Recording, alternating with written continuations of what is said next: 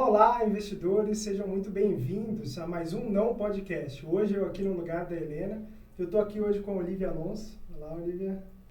Oi, pessoal. E eu estou hoje aqui com o Ricardo Araújo, sócio e fundador da Astron Wealth Management, né? Bom, Ricardo, eu queria que você já se apresentasse aqui, 30 segundos, quem que é o Ricardo, de onde você veio, para onde você está indo. Bacana. Eu talvez não saiba para onde eu estou indo, mas posso te dizer de onde eu vim. Eu sou uma pessoa bastante conectada à minha família, talvez por isso que eu gosto tanto do que eu faço, desde muito cedo. Coloquei que esse seria um dos temas prioritários na minha vida. Sou uma pessoa que adoro aprender, adoro reconhecer que eu vou ficando mais velho e vou reconhecendo cada vez mais que eu não sei as coisas todas do mundo. E isso me mantém com a mente jovem e sempre aberta para aprender mais. E acho que, acima de tudo, sou um cuidador, né? Várias pessoas, meus amigos e famílias, falam que eu sou um cuidador. Cuido bem dos meus filhos, da minha esposa, dos meus amigos e também dos meus clientes, né? Acho que acabou que essa foi uma boa característica para ter. Legal. Quando você fala os seus clientes, né? Quem que é seu cliente? É a pessoa física mesmo? Isso, eu tenho talvez dois tipos de clientes. Em essência, são todos clientes com um patrimônio, um nível de poupança bastante elevado, e eles têm investimentos no mercado financeiro e também alguns investimentos na economia real, seja participação em empresas, seja investimentos imobiliários, né? Esse perfil, acho que essas características por si só definem bem o perfil do cliente da Astron. Acontece que alguns desses investidores fazem investimento diretamente através da pessoa física, outros têm empresa para fazer o investimento através da empresa. Seja por razões tributárias, né, quando a gente está falando de investimento na economia real, seja por razões de organização familiar, né? Às vezes é melhor fazer através de uma empresa do que uma pessoa física. Mas, em essência, são pessoas que acumularam seu patrimônio através de trabalho, através de empreendedorismo. Eu talvez tenha poucos clientes que são herdeiros mesmo, são todas pessoas que construíram a sua carreira e os seus negócios e que têm uma conexão bastante particular com o dinheiro, né? Não como dinheiro, uma fonte de riqueza, mas como a transformação de algo que foi construído através de muito trabalho, né? E quando você falou aqui um pouco desse perfil de cliente, a gente poderia enquadrar isso no que todo mundo fala no mercado financeiro do ultra high net worth. O que é? Quem que pode se enquadrar nisso? E que montante, né, para quem está em casa, que montante que a gente está falando mais ou menos que essas pessoas possuem de patrimônio? Bacana. Eu acho que sim, dá para enquadrar como seria o ultra high net worth. Eu tenho sempre a minha resistência, né, com essas definições, porque eu acho que o dinheiro ele tem relevância diferente para cada tipo de pessoa, para cada momento que você está na sua vida, né? Então, pode ser que tenha um cliente que tem uma poupança de R$300 mil e aquilo para ele é extremamente relevante, e você pode ter um cliente com R$100 milhões que não está atribuindo tanta relevância para aqueles recursos, né? Mas acho que a tua pergunta, Paleta, é super pertinente de como é que esse pessoal se encaixa na indústria, né? Então, seriam sim ultra high net worth. O meu cliente médio costuma ter uma poupança, um patrimônio líquido, né, de liquidez mesmo, de dinheiro, mais ou menos uns R$50 milhões, mas tem bastante dispersão, né? A gente sempre comenta, né, que a riqueza, né, a renda é concentrada no país e a riqueza também. E em todo lugar em que a renda e a riqueza são concentradas, a dispersão entre o rico e o muito rico, ela é bastante grande. Eu acho que isso se reflete um pouco também nos meus clientes, tá? E qual que é o perfil assim, de investimento? Porque geralmente a gente vê estudos, por exemplo, do UBS, mostrando um pouco de como esse perfil de investidor investe. Putz, investe mais em imóvel do que o investidor tradicional que entra na B3 aqui no Brasil. No que eles costumam investir, assim, e como que é esse relacionamento, assim, com esse tipo de investidor? Bacana. Primeiro, acho que é importante a gente reconhecer que essas pessoas são pessoas normais, né? Pessoas que construíram a sua vida com bastante trabalho, como eu fiz e como vocês fazem, né? Então, isso são pessoas normais que têm as suas histórias, têm as suas famílias, têm os mesmos conflitos que a gente, né? Então, isso acho que é super importante. Do ponto de vista de investimento, talvez eu acho que tenha uma diferença que, como eles já acumularam uma poupança relevante, talvez algumas preocupações de subsistência, de reservas, né? Uma reserva para emergências, uma preocupação com a aposentadoria, preciso guardar dinheiro para minha aposentadoria, para construir minha aposentadoria. Essas preocupações, elas praticamente não existem, né? Porque, sem dúvida nenhuma, essas duas reservas já estão devidamente preenchidas. E junta-se a isso também o fato da idade, tendem a ser pessoas um pouco mais velhas e, portanto, com filhos mais, né, talvez criados, se não integralmente, mas já naquela curva nossa de gastos familiar, mais avançados na curva. E, portanto, são pessoas que poderiam tomar risco de maneira mais confortável, né? E isso vai se traduzir em investimentos, né? Costumam ter investimentos sim na economia real. Talvez pela geração tem uma parte que ainda invista em mercado imobiliário, na busca de renda, mas eu acredito que até isso está mudando bastante, tá, Paleta? Eu acho que o tempo vai passando e talvez elas herdaram esse modelo mental dos pais. E na geração atual, não estou falando de uma pessoa jovem, estou falando de uma pessoa nos seus 45, 55 anos, até essas pessoas se questionem quanto a esse modelo de investimento em imóveis, né? Como mudou, né? Eu acho que mudou demais. E isso eu acho que uma parte tem a contribuição sim do mercado financeiro, né? A parte de fundos imobiliários, só em particular, ela é muito interessante porque ela passa a mostrar um contraponto do que você teria com o investimento na economia real, em imóveis para renda na economia real. Mas se também tem imóveis, eu acho que se eu pudesse definir assim um pouco do modelo mais antigo, olhando para trás era investimento em imóveis, o olhar para frente está investimento na economia real, em novas companhias, em startups, investimento em venture capital. Isso está ficando cada vez mais presente, né? E eu acho que se tem esse lado de talvez investimentos um pouco mais, eu não sei se eles são sofisticados, né? Parece que é uma coisa de outro mundo, mas eles são investimentos que exigem um trabalho maior de análise e de reflexão, mas também tem mais investimentos no mercado internacional. É uma característica de proteção patrimonial importante e aí talvez essas pessoas tenham energia suficiente para poder pensar nesse aspecto, nesse atributo também. E você acha que tem um pouco do cenário, assim, porque a gente viveu um período muito traumático também para o investidor imobiliário, né? Putz, quando a gente olha 2013 até, sei lá, 2018, praticamente a gente viu o preço dos imóveis caindo, muito difícil para quem tinha investimentos na economia real, né? E você falou aqui um pouco sobre investimento imobiliário em bolsa, né? Esse investidor é um investidor que procura investir mais em bolsa, ou como que se equilibra um pouco esse portfólio? Assim, eles têm uma resistência maior aí para a bolsa, especialmente aquele que nunca investiu muito em risco ou que não tem um conhecimento muito grande? A resposta é não, eles não têm essa resistência. Acontece que o histórico recente nesse prazo que você definiu de investimento em imóveis, ele sim foi um pouco traumático, né? Investimentos na economia real, né? Não estou falando de incorporação imobiliária, estou falando de investimento imóvel para renda, né? Esse realmente foi um investimento que não trouxe muito resultado. Agora, e portanto, se a gente podia pensar, então não trouxe até agora, então os próximos 9 anos vai trazer, né? Nos últimos 9 não trouxe, nos próximos 9 vai trazer.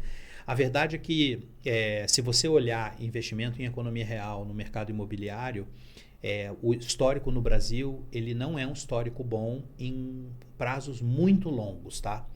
O investimento no setor imobiliário, compra e venda de imóveis, ou inclusive compra para renda, ele traz uma ilusão, que é a ilusão da gente investir, e aí a gente sempre conta nossas histórias de sucesso. Eu me incluo, tenho certeza que vocês também se incluem nas histórias de sucesso. A gente conta quanto a gente ganhou dinheiro vendendo um imóvel e a gente esquece o tempo que passou para isso acontecer. E a gente viveu num período de juros altos, tivemos um período fantasioso de juros baixos, né? E agora a gente está voltando talvez para uma realidade exagerada, mas certamente os nossos juros não deveriam permanecer em 2%, né? O Brasil ainda não tem condições para isso. Mas isso só para dizer que eu acho que o investimento no mercado imobiliário para renda na economia real, ele pode olhar o horizonte que for, você dificilmente vai conseguir bater a inflação, tá? Então, eu acho que isso conta um pouco da história para trás.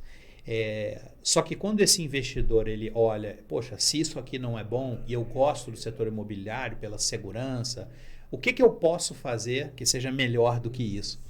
E você traz o setor imobiliário, os ativos listados em bolsa, eu percebi que quando eu falo em bolsa, dou código, ele associa isso a ações e ele tende a ficar com muito medo.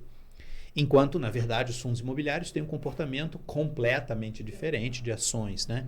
Então, eu senti que a gente conseguiu fazer, por exemplo, essa migração de ativos imobiliários para fundos imobiliários numa parcela razoável dos nossos clientes. Eles costumavam ter 0% investido em fundo imobiliário. Talvez nos últimos 2 anos, a média dos nossos clientes tem no Portfólio Brasil algo como entre 6% a 10% em fundos imobiliários, né?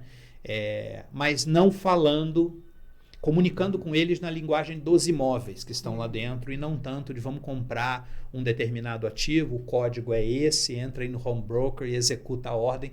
Isso para eles... Se é um fundo multimercado é bem mais fácil, né? Exatamente, exatamente isso, né? Então, esse modelo de conseguir se comunicar na linguagem que faz sentido para ele, talvez eu acho que seja um dos grandes atributos, né, de ser um assessor, um advisor de investimentos, como eu faço na Astron, né? Tem que manter a escuta bastante ativa para se comunicar do jeito que ele entende. Conta um pouquinho mais disso pra gente, né? Porque ali na função de advisor, a gente tende a imaginar que você está o tempo inteiro aconselhando, né? Mas as pessoas são extremamente complexas, cheias de vieses, né? E você trouxe essa questão da escuta, né? Como que você lida com isso ali, com os seus clientes? Esse é um ponto excelente de reflexão para mim, permanente. Constantemente eu me vejo na posição de ser aquele que dá assessoria, né? Eu ia falar aqui uma posição de autoridade, mas não entenda autoridade como detentor de saber, né? Mas a pessoa que está aconselhando, né? Me pego nessa posição inúmeras vezes, né? E já cometi vários erros, né? De deixar essa posição subir a cabeça e eu fechar o ouvido e não escutar as mensagens que o cliente dá.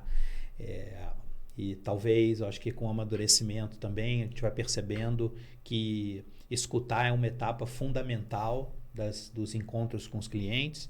Tem reuniões de 1h15 que eu passo 1 hora escutando.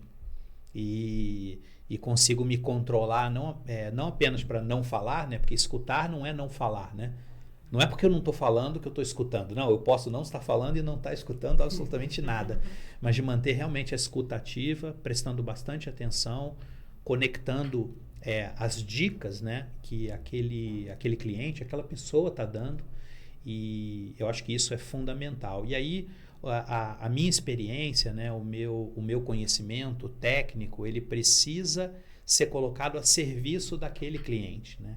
E eu acho que isso faz uma enorme diferença. Colocar a minha camada de conhecimento para fazer algo que tem significado para aquele cliente. E não escutar você nem entendeu qual é o meu ponto, por que você já está falando. Então, eu mantenho a minha cabeça bastante aberta e com muita atenção para manter a minha escuta, para escutar uma boa parte do tempo e falar quando eu sinto que já compreendi qual é a necessidade e é o momento da minha fala, né? Porque também se você traz ideias muito diferentes, né, aquilo não vai ressonar na pessoa, não adianta, né? Não adianta. E além de você se frustrar, né, eu como assessor, advisor, que estou fazendo uma recomendação e a pessoa não compreende, não aceita a minha recomendação, tem o outro lado, né, que eu acho que nessa história vocês vão perceber que eu acho que eu sou muito pouco importante. Eu estou aqui para servir o cliente, né? Então, se eu não escuto o cliente, né, a minha frustração é irrelevante. Eu acho que o mais importante é você não estar escutando o cliente. O que você está recomendando não tem nada a ver com o que aquela pessoa precisa, né? O que ela espera de você. E quando a pessoa quer investir numa coisa muito ruim. Muito ruim, mas quer porque quer porque quer. Acontece? Acontece Tipo de com comum? bastante E aí frequência. você tem que falar, ela investe? Com bastante frequência. O que funciona para mim, e de novo funciona, e eu já tentei vários outros métodos que não funcionaram, tá? Então, funciona para mim esse de fazer perguntas abertas, o que te atrai nesse investimento, conta um pouco mais, como você ficou sabendo. Para ela chegar à conclusão, né? Né? Quanto mais eu conseguir, né, perguntar de maneira aberta para compreender o que está motivando ou está motivando a fazer aquele investimento, a própria pessoa pode chegar a essa conclusão, mas também deixa dicas para eu poder fazer um comparativo, né? Então, por exemplo, a gente falou de mercado imobiliário. Não, o que eu gosto muito de imóveis é que não perde o valor, vai estar sempre lá o tijolinho, e aí não tem problema, e ainda tem um rendimento legal. Aí eu entendi, tem um atributo de segurança e tem um atributo do rendimento. Tranquilo, dá para eu disputar essa tese com os fundos imobiliários, né? Tanto o atributo da segurança, pelo valor patrimonial, por exemplo, e posso falar do rendimento bem concreto. Dá para falar de tributação, que o imóvel tem uma tributação que é pior do que o fundo imobiliário. Então, eu consigo usar aqueles inputs para orientar. Tendo dito isso, eu tenho, sim, alguns clientes que, mesmo assim, eu percebo através dessa escuta que aquilo é muito importante para eles e que os meus argumentos foram dados. Eu não posso esquecer que os recursos são do meu cliente, ele é o dono do dinheiro, eu não sou pai dele, eu não existo ali para impedir que ele faça nada, né? Mas eu posso garantir que eu estarei do lado dele qualquer que seja a decisão. Infelizmente, não sou pai. Não, mas eu acho que é super bom ele perceber que e eu falo isso diversas vezes, né? Quando eu sinto que eu tenho um olhar e o meu cliente está com outro, eu falo, poxa, eu já dei para você os meus argumentos, não existe um certo ou errado, eu estou trazendo aqui a minha experiência, mas eu quero que você fique tranquilo e certo de que qualquer que seja a sua decisão, eu vou estar aqui do seu lado para fazer a implementação da melhor maneira possível, né? E uma vez que você tomou essa decisão é nossa e a gente vai junto, não tem pointing fingers, né? A culpa é sua, bem que eu te avisei, isso não existe, né? Então, ele é interessante, porque na prática exige muito esse sentimento do serviço, né? Eu preciso servir ao meu cliente. Não posso deixar essa coisa do conhecimento, né? Subir a minha cabeça. Eu estou ali para servir o cliente. Eu acho que quanto mais eu mantiver esse modelo mental, mais bem sucedido vai ser o meu trabalho, mais bem sucedido vai ser a minha empresa e, acima de tudo, mais bem sucedido vai ser o resultado para o meu cliente, com menos atrito, menos desgaste. Ricardo, e quais que são aí os maiores erros do investidor de altíssima renda? Você tem alguma história para contar? Poxa, em particular, eu presto muita atenção aos erros. Eu acho que os erros nos ensinam pra caramba, né? Sim. Eu até falei aqui, acho que umas 2 ou 3 vezes, já errei muito e continuo errando diariamente, né? Então, eu acho que é super bom. Eu presto muita atenção com essa coisa dos erros. E tem um erro que é bastante comum nos investidores, e acho que nos investidores de maneira geral, mas mesmo nos de altíssima renda, que eles não conseguirem conter a ansiedade, né? Eu acho que em grande parte esses investidores têm um padrão de assessoria maior, mais próximo, e com essa proximidade é de se esperar que você acompanhe a performance dos seus investimentos com regularidade, né? Um dos grandes atributos de uma boa gestão de investimento é ter a disciplina, então que você cubra a performance dos investimentos com seu cliente com alguma regularidade. E aquele momento que é importante de transparência, ele de uma certa maneira aumenta a ansiedade do investidor quando você está em períodos de queda, né? Então aumenta a ansiedade e você tenta gerenciar, né? Não é minimizar a queda, porque quando você minimiza a queda parece que você não está sensível, né, ao fato de que os ativos tiveram uma perda de 5%, 6%, 4% em um mês. Aquilo incomoda, né, inclusive a mim, mas que você dê espaço, remeta sempre a visão de longo prazo, né? Então, poxa, vamos pensar aqui para que serve esse dinheiro, conecta com o ambiente de longo prazo e, poxa, fala bastante do longo prazo.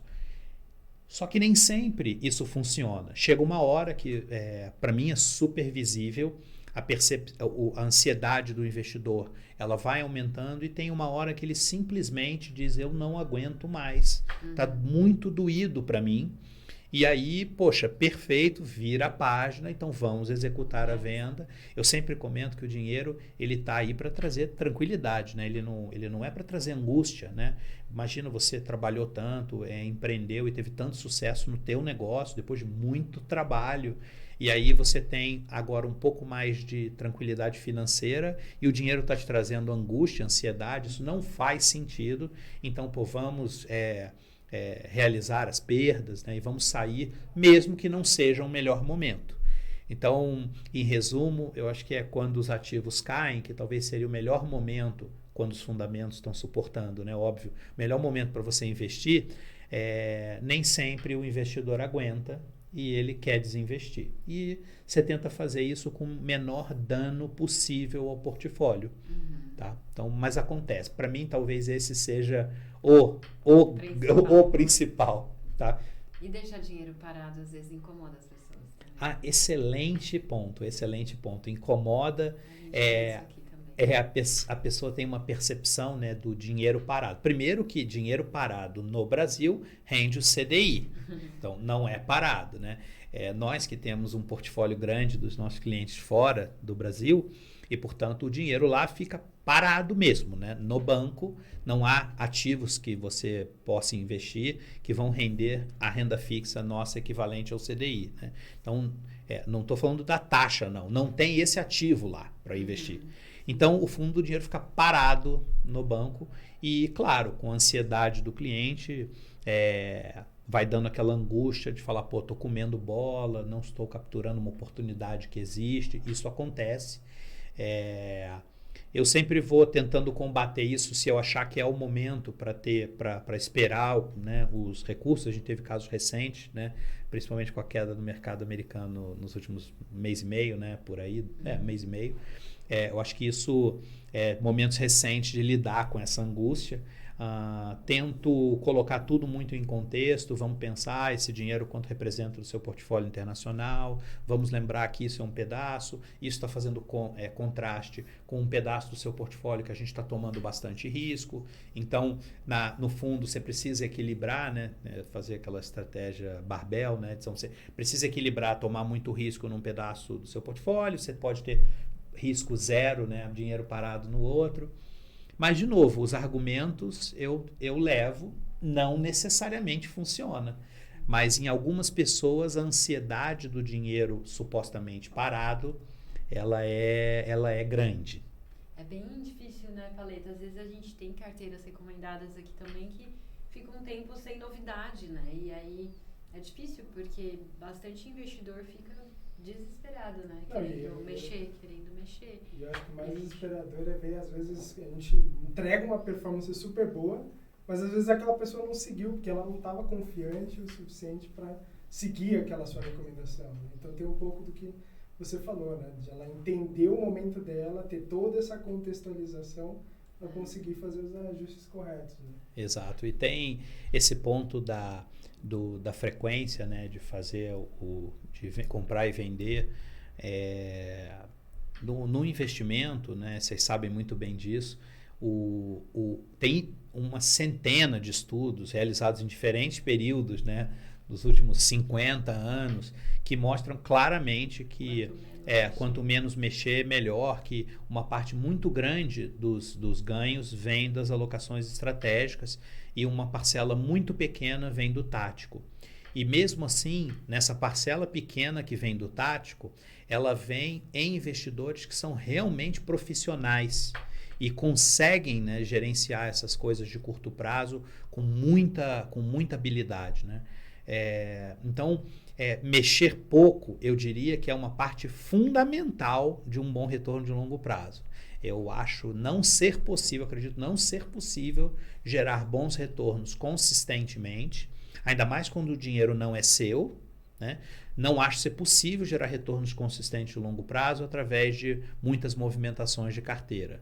E eu acho que o nosso papel no nosso dia a dia é conseguir mostrar para o nosso cliente que a gente não está vendendo uma roupa, um celular, né, em que há um filme, uma série que assim, é uma coisa nova, surgiu uma novidade. Né? Investimento não precisa ter novidade.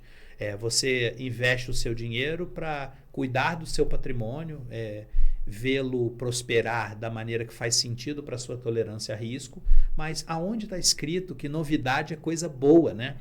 Mas o Neymar comprou, deve ter de... Exato. Isso. Mas eu acho que tem essa característica de olhar e querer ver qual é a novidade, qual é a última coisa que surgiu na indústria. E eu acho que a pessoa precisa perceber, e nós, né, no nosso dia a dia, ajudarmos ela a perceber que investimento não tem a ver com a novidade. Você não precisa mexer o seu portfólio pode ficar paradinho, que ele vai ter rendimentos espetaculares se ele está no lugar certo, óbvio, né? Eu acho que é legal também quando a gente consegue mostrar para a pessoa que do outro lado, quem está oferecendo o investimento tem um interesse em criar novidades, porque sabe que novidades chamam a atenção, né? Então é bem comum você ver empresas de investimento criando ali coisas de nicho, coisas diferentes, nomes assim, né, mais chamativos, justamente para isso, né? Então, para despertar despertar interesse no novo, né? Então, é como uma marca, é como, né, a empresa do bombom vai fazer uma edição especial de Natal com a caixa de chocolate. Isso também acontece no mundo dos investimentos. Exatamente. Por que não aconteceria se todo mundo tem lá dentro seu departamento de marketing e de estudo das, né? Então, daquilo que motiva as pessoas, às vezes né? eu sinto que é difícil para as pessoas entenderem que a empresa de investimentos também é uma empresa, né, de investimentos, não é assim? E é verdade, você falou, por exemplo, do bombom, né? E às vezes só muda a capa, né? E o interior, só a parte de fora, só a embalagem, né? O bombom dentro é o mesmo. Isso, no caso de investimento, seria ótimo se fosse só uma mudança de embalagem. E muitas vezes não é. São produtos que não fazem sentido para o investidor. E, infelizmente, isso acontece bastante no meu dia a dia, né? Lembrando que todos os nossos clientes, eles têm... eu sou o braço de a Astron, e eu pessoalmente somos o braço direito desse cliente, mas ele, né, e todos os nossos clientes têm os recursos deles nas instituições, nos bancos, né? Eles não têm recursos, ele não tem uma conta aberta na Astron, né? Então isso faz com que eu interaja com essas instituições diariamente.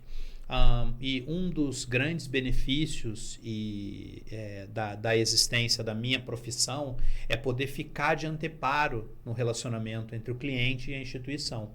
E muitas vezes, né, a própria existência, né, a minha existência, já diminui a quantidade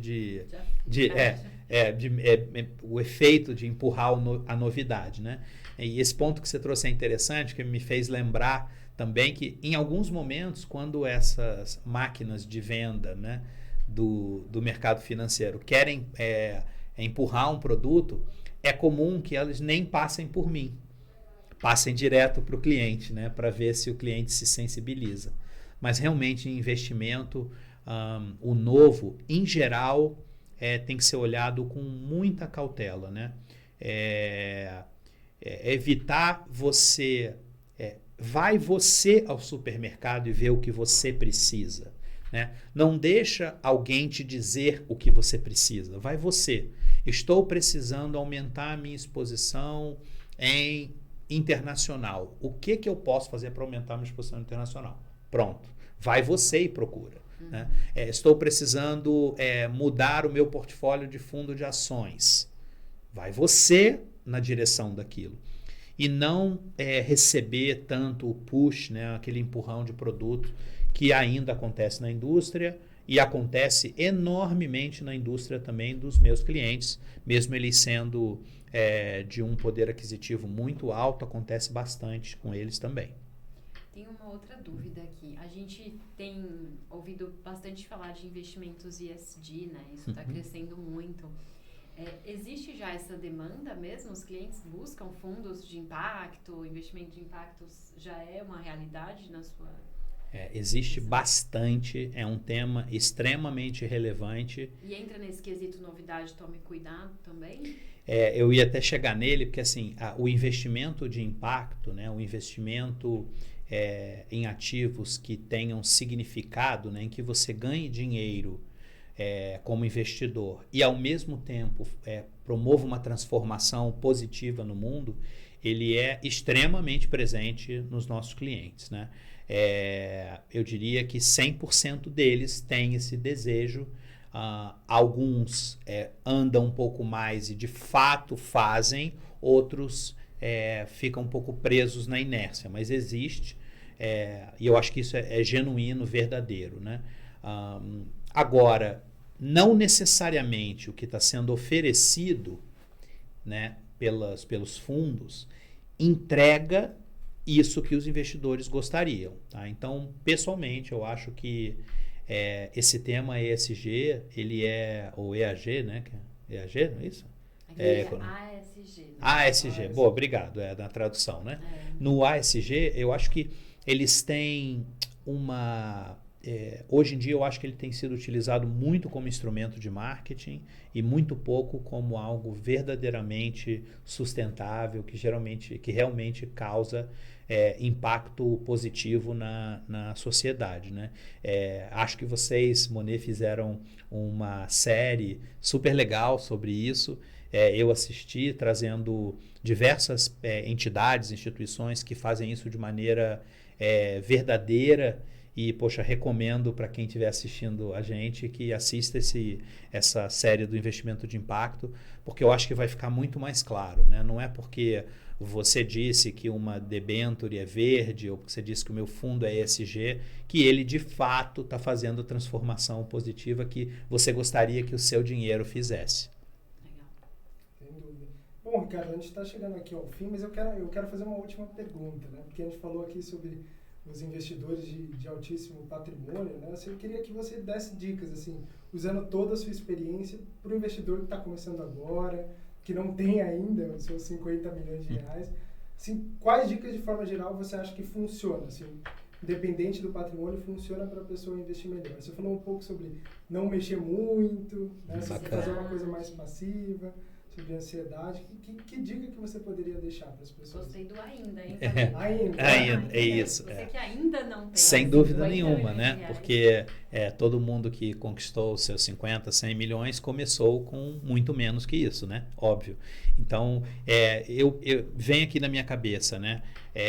Cuide do seu dinheiro com carinho, né? Você trabalhou tanto para ganhá-lo, e, portanto, cuide dele de maneira profissional. Isso não quer dizer que você vai virar o especialista no mercado financeiro, né? Assim como na sua empresa, que você é presidente, diretor, gerente, nem tudo que você faz na sua equipe é você quem faz. Você tem pessoas trabalhando com você. Mas leve essa gestão do seu dinheiro com carinho. Respeite o seu trabalho que construiu essa história toda, todos os anos que você investiu na sua formação, né? Então, cuide profissionalmente, né?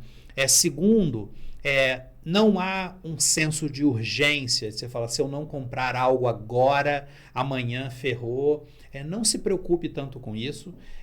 Se preocupe em fazer uma decisão que seja mais estruturada, pensando nos seus objetivos de investimento, pensando na sua vida e aquilo que faça sentido para você, né?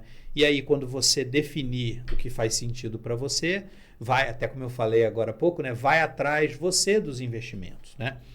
Então, eu diria, isso aí tem uma nomenclatura no investimento que faça decisões de investimento que sejam estratégicas, né, e menos táticas no seu dia a dia, né?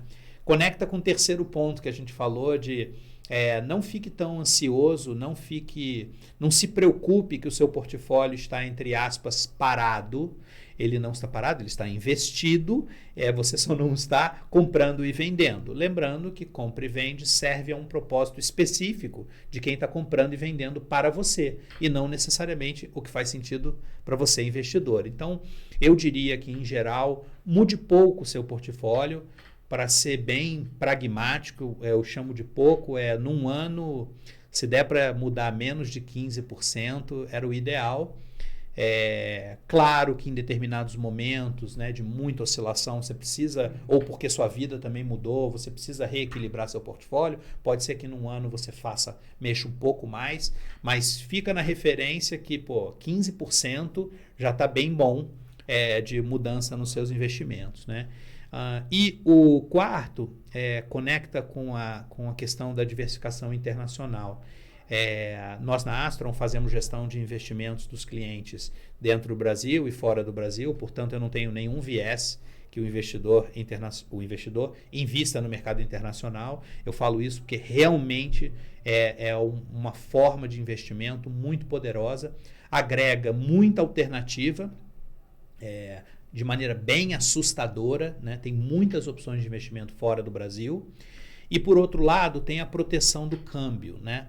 Que a gente sabe, né, que trabalha com isso, que a exposição ao dólar, ela talvez seja a melhor proteção para momentos de aversão a risco no mercado brasileiro. Então, tenha uma proteção em dólar e faça essa remessa de dinheiro quando você achar que as coisas estão melhorando no Brasil. Então, é a hora de você fazer a remessa, né? Então, o dólar estava 5,70, caiu para 5,30. Agora vai melhorar um pouco. Não fica tentando cravar o momento da remessa. Talvez seja um bom momento para mandar. Então, e mande o dinheiro quando as coisas estiverem aparentemente tudo bem no Brasil. Esse tende a ser um bom momento para fazer essa diversificação internacional. Não, excelente, Ricardo. Bom, obrigado pela sua visita, obrigado, Olivia. Bom, pessoal, a gente vai ficando por aqui em mais um podcast, não um podcast. Aproveita para seguir aqui a Monet nas nossas redes sociais, no YouTube, Instagram, Twitter, enfim, todas as redes sociais possíveis e imagináveis. A gente está aqui com você na próxima semana. Um abraço!